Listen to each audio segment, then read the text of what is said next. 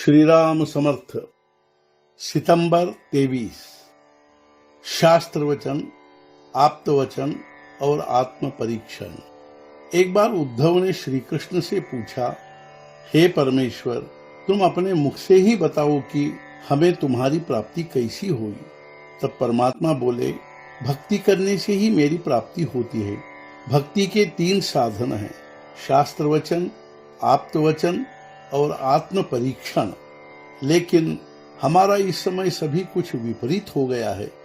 शास्त्र वचन की बात करें तो अब हम इतने बड़े सुधारक हो गए हैं कि आजकल के ज्ञान के कारण हमें अपने पुराणों में श्रद्धा और विश्वास रखने में शर्म आती है।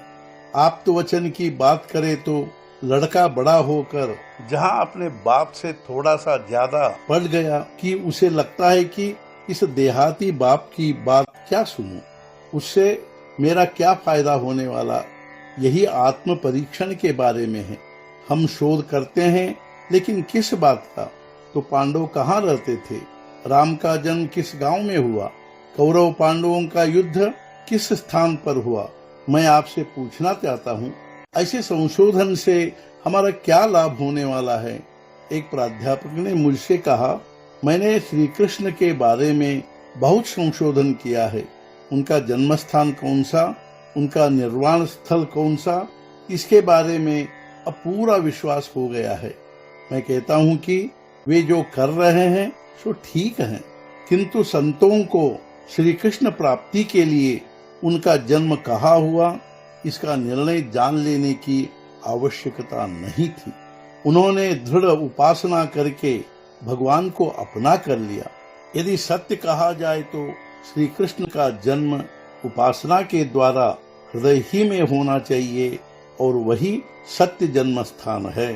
स्वयं हम यदि अपना बर्ताव देखें, अपने मन में कौन से विचार निर्माण होते हैं, इसका अवलोकन करें तो हमें ज्ञात होगा कि यदि हमारी ये गंदी बातें लोग जान गए तो लोग हमारी ओर झांक कर भी नहीं देखेंगे। ऐसा होते हुए भी हम अपने संशोधन और विचारों का अभिमान करते हैं। इसे क्या कहे? क्या इस ढंग की वृत्ति से हमें भगवान का प्रेम प्राप्त होगा? हमारा परमार्थ कैसे चल रहा है, यह कहने की आवश्यकता ही नहीं है। हम उसे अच्छी तरह से जानते हैं। गहरा अभिमान, विचारों पर नियंत्रण नहीं, साधन करने में आलस्य, ऐसी हमारी स्थिति है। ऐसी हालत में हमें भगवान के प्रेम की प्राप्ति कैसे होगी? साधु संतों ने इस पर एक ही इलाज बताया है, और वह इलाज है भगवान के प्रति पूर्ण शरणागति। श्री राम को आकुलाहट से कहो, राम मैं अब तुम्हारा हो गया हूँ। अब भविष्य में जो कुछ भी होगा वह तुम्हारी ही इच्छा से हुआ, ऐसा मैं मानूंगा और शांत रहूंगा और तुम्हारा नामस्मरण करने की भरसक कोशिश करूंगा।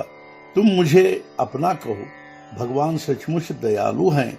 लोगों के सैकड़ों अपराध पेट में लिए हैं, फिर भी जो शरणागत हैं उसकी सहायता के लिए भगवान सिद्ध ही होते हैं।